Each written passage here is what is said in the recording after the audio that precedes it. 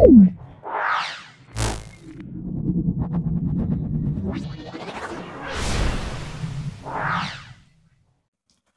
বনগাঁও কুমুদিনী উচ্চ বালিকা বিদ্যালয় সলভ করছি। ভিডিওটা দেখো, অবশ্যই ভিডিও থেকে উপকৃত হবে, প্রত্যেকটা প্রশ্ন তোমরা জানতে পারবে। খুব ভালো করে ভিডিওটা তোমরা দেখো এবং ভালো লাগলে ভিডিওটাকে লাইক করবে, চ্যানেলটাকে সাবস্ক্রাইব করবে, বেল বাটনে ক্লিক করে দেবে। চলে এসো সেকেন্ড সামেটিভ ক্লাস 9-এর ভৌতবিজ্ঞান। দাঁতের ইনামেল যেটি দ্বারা গঠিত হয় সেটা আমরা বলবো ক্যালসিয়াম ফসফেট। Calcium phosphate. একটি বস্তুর উপর 10 নিউটন বল প্রয়োগ করলে বস্তুর অভিমুখে 10 মিটার একটি বস্তুর উপর 10 নিউটন বল প্রয়োগ করলে বস্তুটি বলের লম্ব অভিমুখে 2 মিটার সরে গেল, তাহলে কাজ কত? মনে রাখবে, লম্ব অভিমুখে বলা আছে মানে কোনো কাজ করবে না, তাহলে কাজের পরিমাণ আমরা বলবো 0। যদি লম্ব অভিমুখে না বলতো তাহলে 10 × 2 20 হতো, 20 জুল হতো। কিন্তু এখানে লম্ব অভিমুখে বলা অর্থ হলো লম্ব অভিমুখে বস্তুগুলো কাজ করবে না, তাহলে অ্যান্সার হবে 0। প্রদত্ত কোনটি আম্লিক অক্সাইড? আম্লিক অক্সাইড দেখে নাও, ZnO এবং Al2O3 এগুলো হলো উভধর্মী অক্সাইড। তাহলে ক্রোমিয়াম অক্সাইড এটা হলো আম্লিক অক্সাইড, আর Fe2O3 এটা ক্ষারকীয় অক্সাইড। তাহলে আমরা অপশন সি বলবো। তাহলে এই দুটো হলো উভধর্মী অক্সাইড, এটা হলো আম্লিক অক্সাইড, আর Fe2O3 হলো ক্ষারকীয় অক্সাইড। 1.5 মোল অক্সিজেন গ্যাসের ভর দেখে নাও। মোল অক্সিজেন মানে আমরা 32 গ্রাম বলবো, আর 1.5 মোল অক্সিজেন মানে কত হবে? 32 × 1.5, এটা করলে হবে 48 গ্রাম। আমরা কত বলবো? 48 গ্রাম বলবো।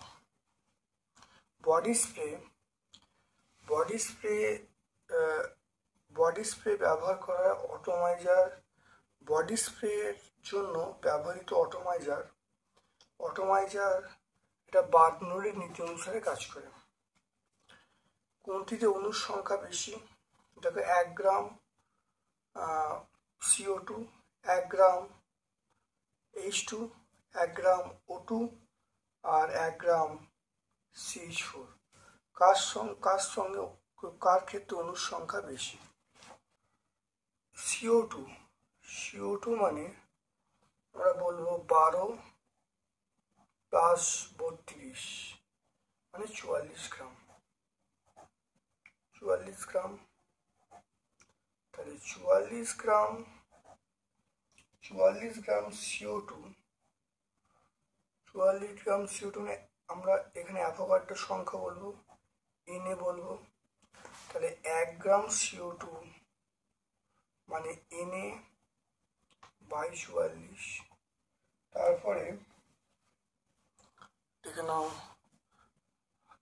H2 2 গ্রাম, তাহলে 2 গ্রাম H2 মানে অ্যাভোগাড্রো সংখ্যা, 1 গ্রাম H2 মানে Na/2।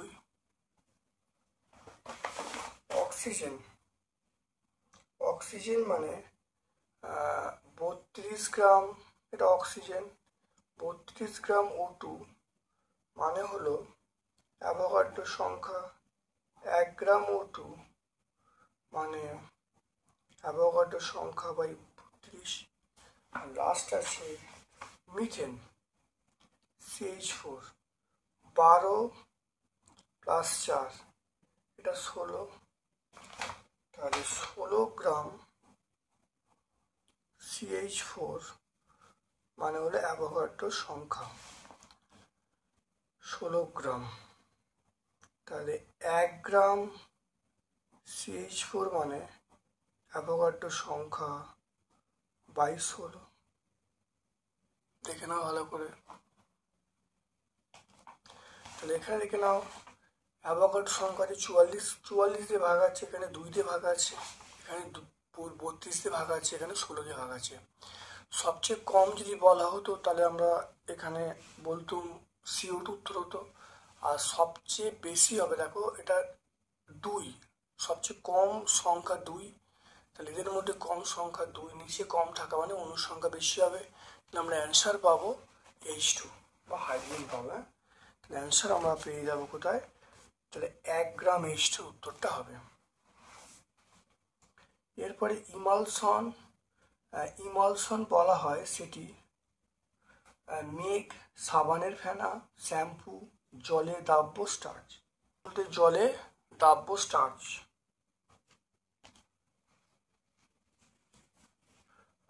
দুটি কাঁচের প্লেটের মধ্যে সামান্য জল থাকলে টেনে পৃথক করা যায় না, কারণ দুটি কাঁচের প্লেটের মাঝে সামান্য জল থাকলে টেনে পৃথক করা যায় না, কারণ সান্দ্রতা, বায়ুমণ্ডলীয় চাপ, পৃষ্ঠটান, ঘর্ষণ। এটা আমরা বলবো পৃষ্ঠটানের জন্য।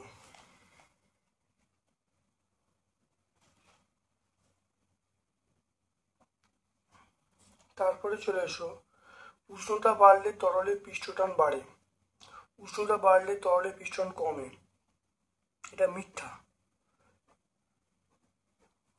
হুকের সূত্র দেখো, হুকের সূত্র লিখতে বলছেন,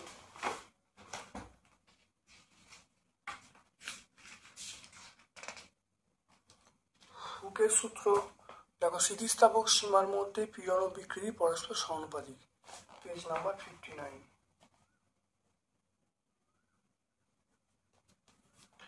বাঁধের জলে কি ধরনের শক্তি জমা থাকে, স্মৃতিশক্তি।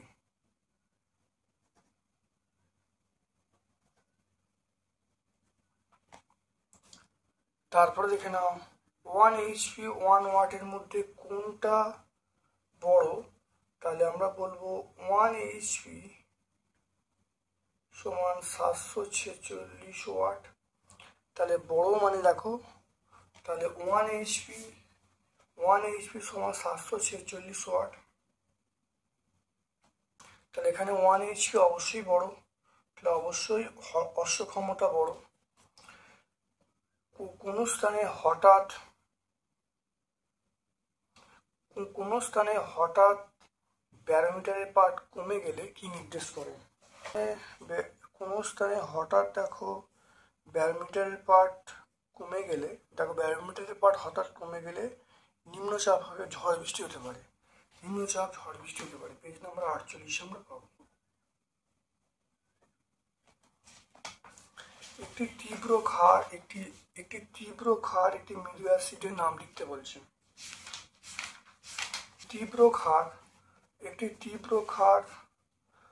দেখো তীব্র ক্ষার মৃদু অ্যাসিড, দেখে নাও তীব্র ক্ষার মৃদু অ্যাসিড, এটা আমরা বলবো মৃদু অ্যাসিড CH3COOH, তীব্র ক্ষার হলে NOH।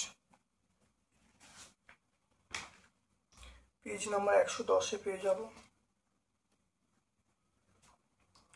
অ্যাসিড বৃষ্টির জন্য দায়ী দুটো গ্যাসের নাম, এটা আমরা বলবো HNO3 বলবো, আর H2SO4 বলবো। টিন্ডাল প্রভাব কাকে বলে, টিন্ডাল প্রভাব এখানে পেয়ে যাবে, দেখে নাও পেজ নাম্বার 87।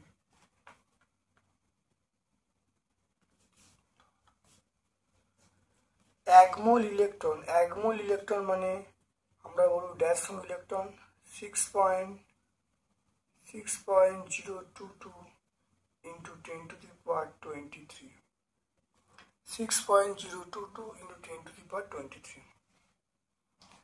গ্রুপ সি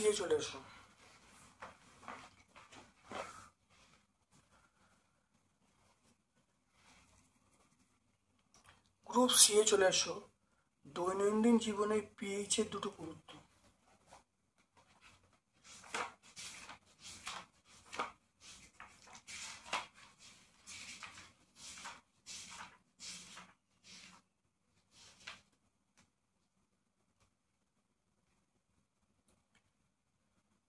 তাহলে দেখো পিএইচ এর মান, থেকে আমরা অনেক কিছু জানতে পারি। যেমন যদি পিএইচ এর মান কমে দেখো 5.5 বা তার নিচে চলে যায়, তাহলে দাঁতের এনামেল নষ্ট হয়। তাহলে আমরা অবশ্যই দাঁতের এনামেল বজায় রাখার জন্য পিএইচ এর মানটা বড় হতে হবে, ঠিক আছে। আর জমির ক্ষেত্রে আমরা দেখো যদি পিএইচ এর মান 7 থেকে কম হয়ে যায়, তাহলে মাটিটা আম্লিক হয়ে যায়। তাই সে মাটির উর্বরা শক্তি বজায় রাখার জন্য চুন মেশাতে হবে। আমরা এই দুটো পয়েন্ট উল্লেখ করে দেবো, দাঁতের ক্ষয়ের ওপর পিএইচ এর প্রভাব আর কৃষি জমি মৎস্য চাষের পিএইচ এর প্রভাব। আমরা এই দুটো পয়েন্ট উল্লেখ করে দেবো।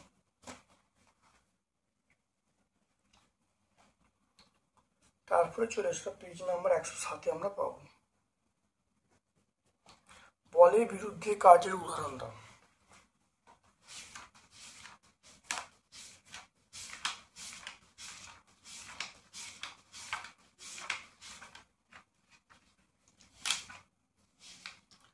দেখে নাও বলের বিরুদ্ধে কার্য। দেখে নাও যখন কোনো বস্তুকে উপরে তোলা হয়, হলে সেটা বলের বিরুদ্ধে কার্য হয়।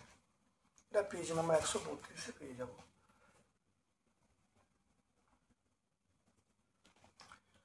দুটি ফ্লাক্সে একটি জল অন্যটিতে গ্লিসারিন আছে। পাত্র দুটিকে ভালোভাবে নাড়িয়ে টেবিলের উপর রাখা হলো। কোন ফ্লাক্সের তরল আগে স্থির হবে? উত্তর দিতে বলছে, মানে সপক্ষে উত্তর দিতে বলছে। মনে রাখতে হবে যেহেতু গ্লিসারিনের ঘনত্ব বেশি, তাই সান্দ্রতা বেশি হওয়ার জন্য, অর্থাৎ গ্লিসারিন যাতে আছে সেই পাত্রটা তাড়াতাড়ি আগে স্থির হয়ে যাবে। তারপর দেখো সাইফন ক্রিয়ার দুটো শর্ত লিখতে বলছি। সাইফন ক্রিয়ার দুটো শর্ত হলো উঁচু পাত্র থেকে তরলকে নিচু পাত্রে আনতে হবে। নাম্বার 2 হলো যখন তরলকে স্থানান্তর এক পাত্র থেকে অন্য পাত্রে নিয়ে যেতে হবে, তখন সেই তরল দিয়ে সাইফনকে পূর্ণ করতে হবে।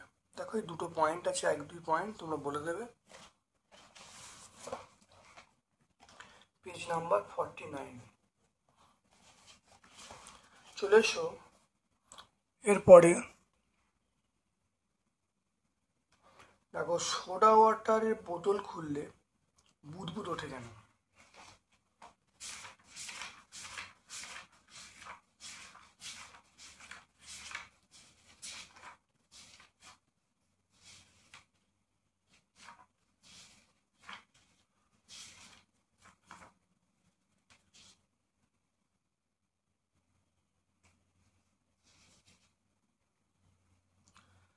এখানে সোডা ওয়াটার বা লেমনেডের বোতল ছিপি খোলা মাত্রই চাপ হ্রাসের জন্য CO2 দাব্যতা হ্রাস পায় এবং অতিরিক্ত CO2 হিসির শব্দ করে বাইরে বেরিয়ে আসে। দেখতে পাচ্ছ?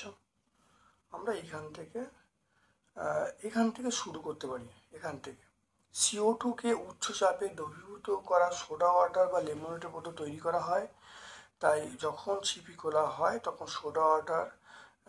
তখন যখন ছিপি করা মাত্রই চাপটা হ্রাস পায়, CO2 দাব্যতা হ্রাস পায়, ফলে হিসিস করে শব্দটা সোডা ওয়াটার বুদবুদ আকারে বেরিয়ে যায়।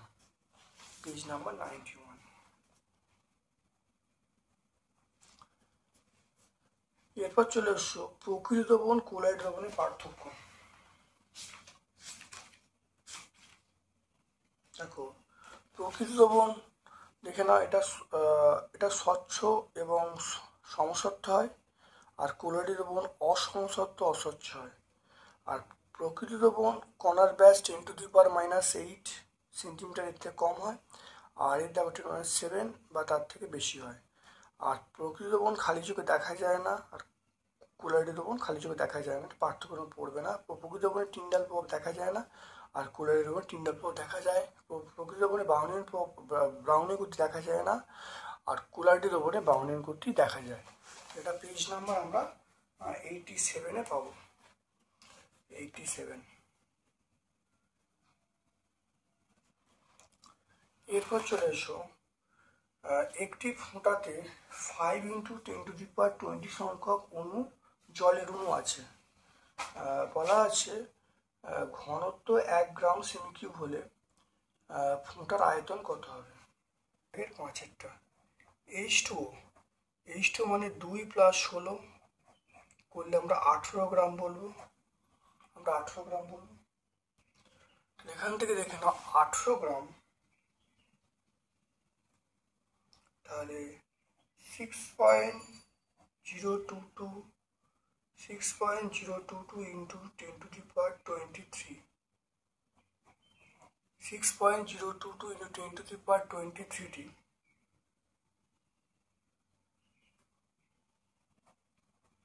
জলের অণু, মানে আমরা বলবো 18 গ্রাম। এখান থেকে আমরা একটি জলের অণু, এটা 18/6.022 × 10⁻23, একটি জলের অণুর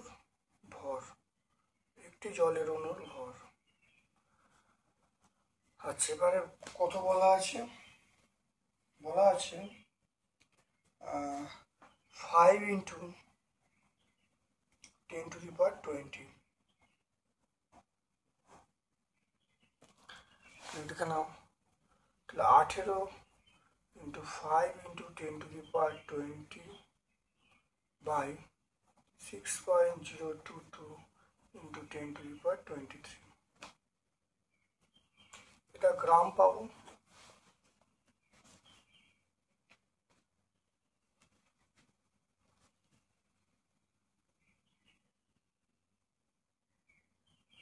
(14.94 গ্রাম পেয়ে যাবো, 14.94 গ্রাম।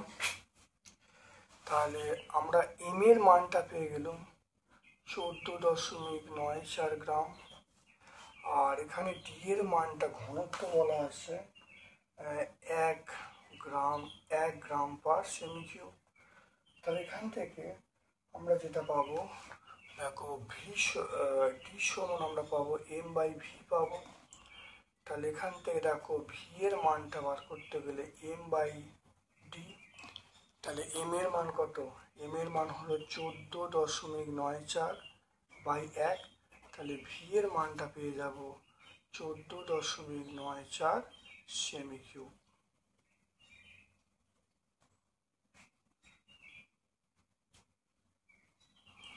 তাহলে 14.94 সেমি, দেখে না ভালো করে।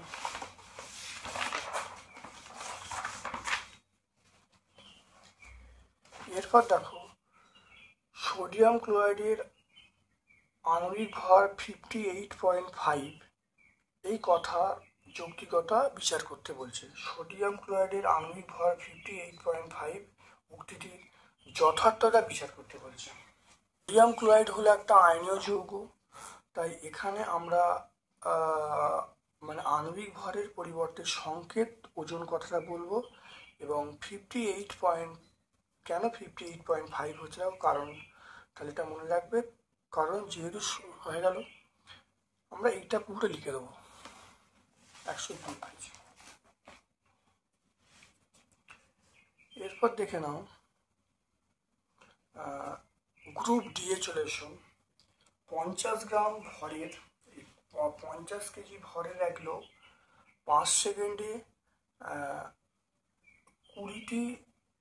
5 সেকেন্ডে সিঁড়ির 20টি ধাপ উঠল, প্রতিটি ধাপ 30 সেন্টিমিটার। লোকটি দ্বারা প্রযুক্ত ক্ষমতা কত হবে। 4-এর এম এর মান 50 কেজি, টি এর মান 5 সেকেন্ড,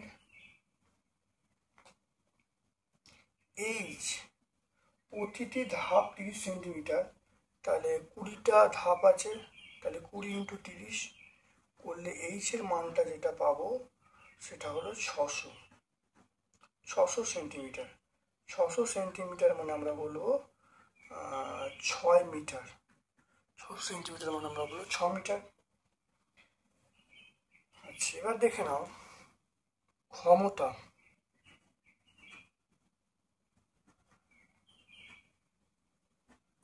ব্যক্তির ক্ষমতা পি সমান আমরা বলবো mgh বাই টি। এম এর মান 50, জি এর মান 9.8, আর এইচ এর মান 6 বাই টি। টি এর মান কত? টি এর মান বলছি, টি এর মান হলো 5।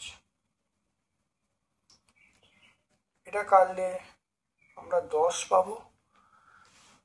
তাহলে এখান থেকে দেখো পেয়ে যাচ্ছি পি সমান 98 ইন্টু 6, 9.8 ইন্টু 10 মানে 98 ইন্টু 6,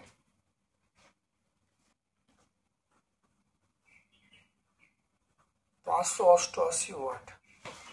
দেখো এম এর মান বলা আছে, টি এর মান, এইচ এর মান বলা আছে, mgh বাই টি মান বসিলাম, বসে 588 ওয়াট। তাহলে ব্যক্তির ক্ষমতা হলো 588।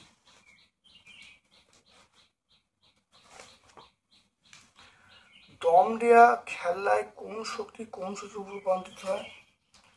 দম দেয়া খেলায় আমরা বলবো স্মৃতিশক্তি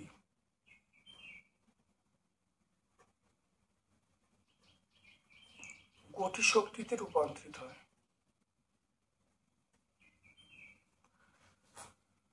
এর পরের প্রশ্ন চলে এসো, অ্যালুমিনিয়াম পাত্রে এনওএইচ রাখা হয় না কেন? উপযুক্ত বিক্রিয়া দিয়ে লিখতে বলছে। বলয় পরীক্ষায়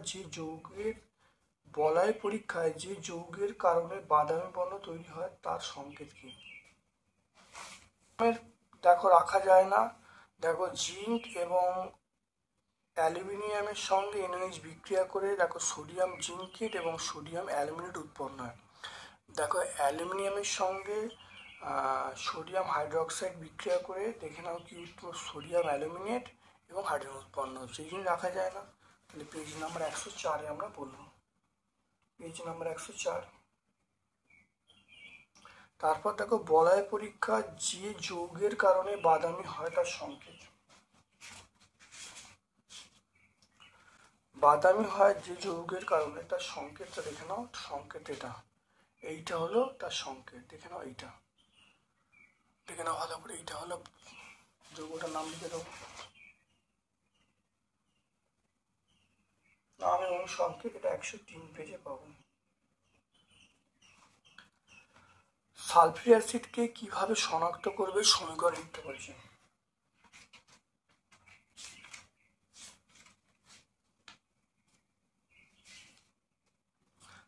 সালফিউরিক অ্যাসিডের শনাক্তকরণ বিক্রিয়া কিভাবে করবে দেখো পরিষ্কার এখানে আছে, তোমরা একটু দেখে নেবে।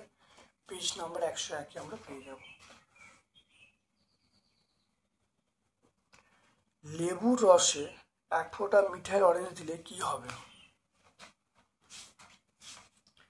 তাহলে লেবু মানে অ্যাসিড, তাহলে মিথাইল অরেঞ্জ অ্যাসিড দ্রবণে দেখো কি হবে? দেখো মিথাইল অরেঞ্জ অ্যাসিড দ্রবণে গোলাপি লাল হবে।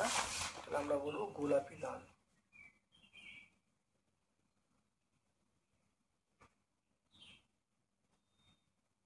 গোলাপি লাল।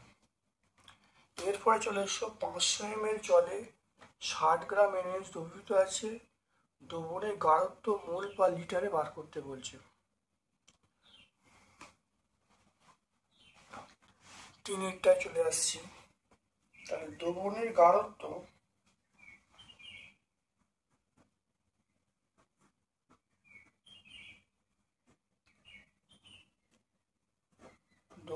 গাঢ়ত্ব এটা বলবো মোলারিটি এককে। তাহলে এখানটা আমি চলে আসবো,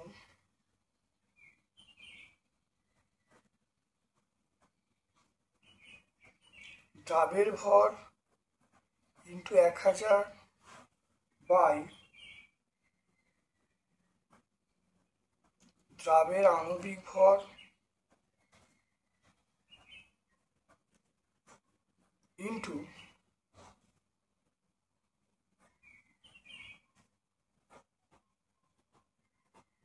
দ্রাবের আয়তন।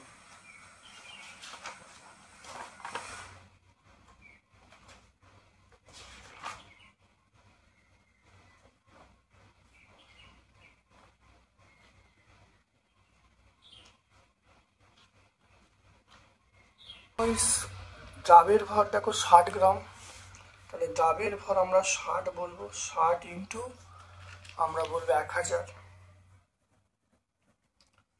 দ্রাবের দ্রাবের আণবিক ভর, তাহলে NaOH এর আণবিক ভর আমরা কত বলবো, 40 বলবো, তাহলে এটা আমরা কত, তারপর 40 লিখবো।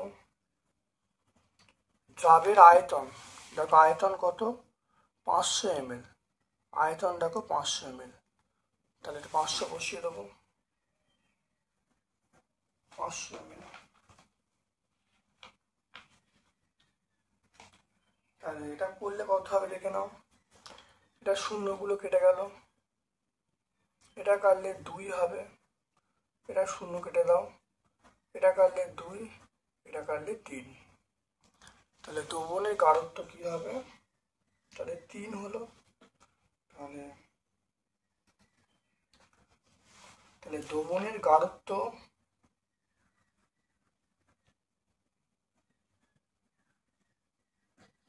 দ্রবণের গাঢ়ত্ব 3 মোল পার লিটার। দেখে নাও দ্রবণের গাঢ়ত্বের সূত্র দেখে নাও, দ্রবণের গাঢ়ত্ব সূত্র লেখা হলো, প্রত্যেকের মান বসিয়ে দেওয়া আছে, তাহলে দ্রবণের গাঢ়ত্ব হলো 3 মোল পার লিটার।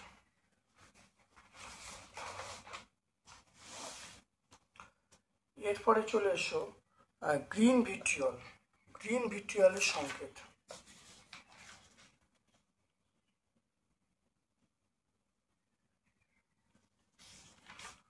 দেখে নাও এটা হলো FeSO4, 7H2। তারপর দেখো 40 ডিগ্রি সেন্টিগ্রেড তাপমাত্রায় একটি সম্পৃক্ত দ্রবণে 75 গ্রামকে বাষ্পীভূত করলে 20 গ্রাম অবশিষ্ট পাওয়া যায়, দাব্যতা কত?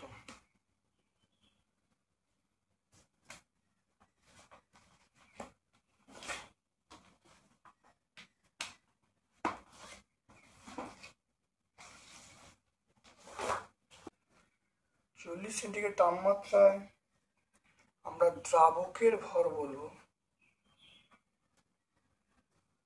40 সেন্টি তাপমাত্রায় দ্রাবকের ভর, তো এটা আমরা বলবো, দেখে নাও কত, দেখো 75 গ্রাম ছিল, তা থেকে 20 বাদ, তাহলে 75 থেকে আমরা 20 বাদ দেবো গ্রাম, এটা আমরা চলে আসবো 55 গ্রাম। তাহলে 40 সেন্টি তাপমাত্রায় দ্রাবকের ভর পেয়ে গেলাম 75 মাইনাস 20 মানে কত, 55 গ্রাম। দেখো 40 সেন্টিগ্রেড তাপমাত্রায় দ্রবণের দ্রাব্যতা, দ্রবণের দ্রাব্যতা মানে আমরা বলবো সেটা হলো কতটা পড়ে রইল, দেখো 20 গ্রাম, আর দ্রাবকের ভর কত, 55, তাহলে 20/55 ইন্টু 100, 20 মানে দ্রাবকের ভর বাই দ্রাবের ভর বাই দ্রাবকের ভর ইন্টু 100, এটা কাটাকুটি করছি, দেখে নাও এটা 11 হবে, এটা আমি কত বলবো, 20 হবে।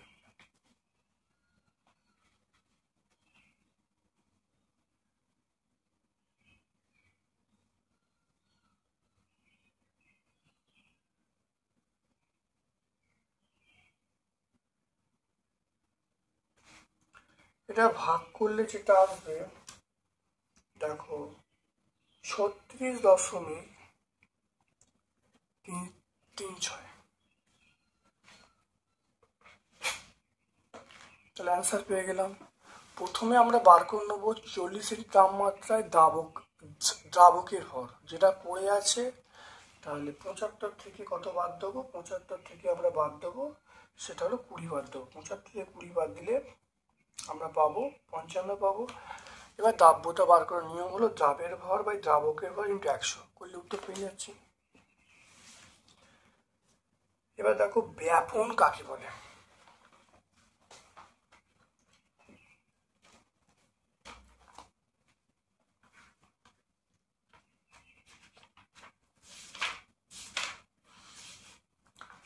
দেখে নাও ব্যাপন কাকে বলে, যে ধর্মের জন্য দুই বা ততোধিক গ্যাস বাহ্যিক প্রভাব ছাড়াই স্বতঃস্ফূর্ত মিশে যায় এবং সমসত্ব মিশ্রণ গঠন করে, তাকে আমরা ব্যাপন বলবো।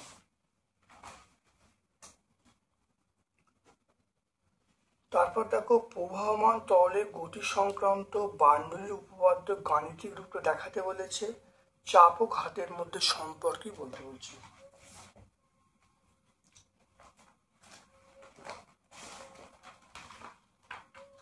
দেখে না বার্নৌলির উপপাদ্যের গাণিতিক রূপ, এটা আমরা দেখে নেবো, এটা ব্যাখ্যা করে দেবো। দেখে না এখান থেকে এই পর্যন্ত বলবো, লিখতে হলে পেজ নাম্বার 57 আমরা বলবো, পেজ নাম্বার 57। চাপ ও ঘাতের মধ্যে সম্পর্ক।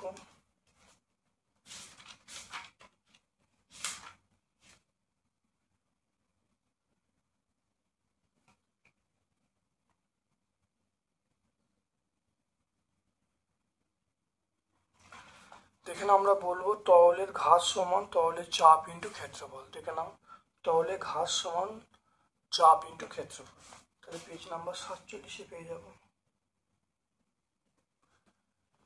এরপরে চলে এসো আর্কিমিডিসের নীতি লিখতে বলছে, পিস্টনের মাত্রিক সংখ্যা লিখতে বলছে। দেখে নাও আর্কিমিডিস নীতি আমরা বলছি স্থির তরলে কোনো স্থির তরল বা গ্যাসে কোনো বস্তুকে আংশিক বা সম্পূর্ণরূপে নিমজ্জিত করলে বস্তুর আপাত হ্রাস করে, আপাত হ্রাস বস্তুর অপসারী তরল বা গ্যাসের ওজনের সঙ্গে সমান হয়। দেখে নাও পেজ নাম্বার 50 আমরা পেয়ে যাব, পেজ নাম্বার 50। পিস্টনের মাত্রিক সংকেত, এটা বলবো আমরা বলবো m t⁻²। mu 1 mu এর মান কত?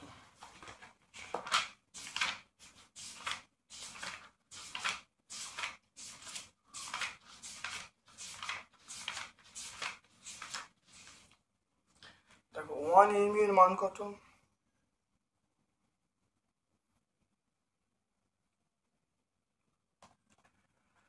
ওয়ান mu এর মান দেখে নাও 1.66 × 10⁻²৪। দেখতে পাচ্ছ, এখানে লেখার জায়গা নেই, তোমরা মনে রাখবে বা দেখে নেবে। 56 গ্রাম ইন্টু STPতে আয়তন কত?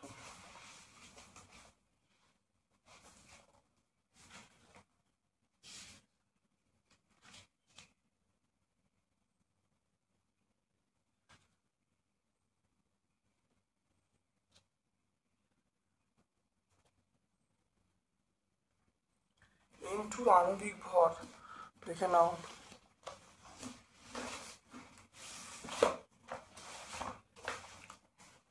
তাহলে 5-টায় চলে এসো, 5-টা, তাহলে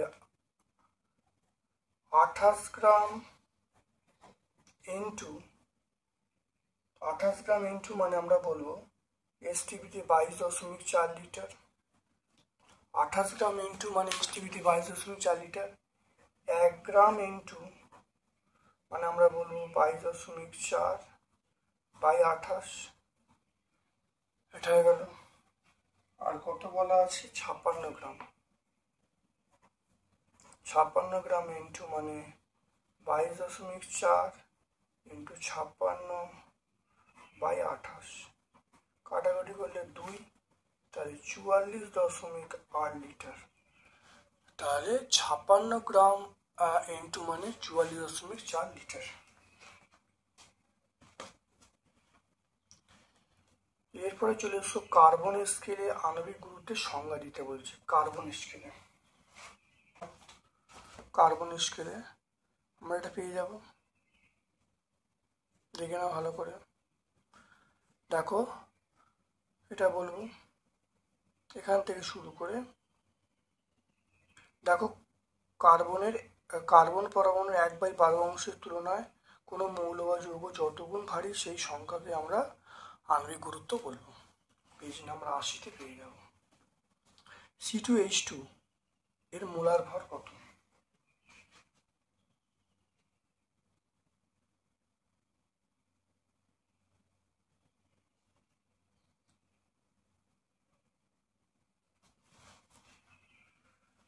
মোলার ভর সি মানে 2 ইন্টু 12 আর এখানে 1 ইন্টু 2।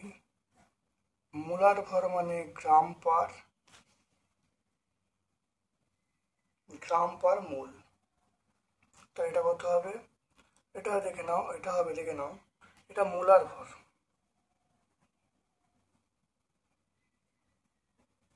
ভর, তো এটা 24 প্লাস 2 আমরা কি বলবো? গ্রাম পার মোল বলবো।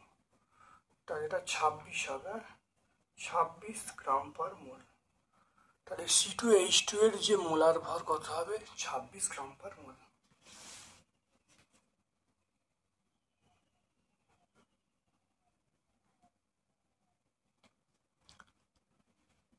আজকে আমরা 4 নম্বর সেটা বনগাঁও কুমুদিনী উচ্চ বালিকা বিদ্যালয় সম্পূর্ণ সলভ করলাম। ভিডিওটা অবশ্যই তোমরা দেখবে। আমার পক্ষ থেকে সকলকে ধন্যবাদ এবং শুভ কামনা জানাচ্ছি।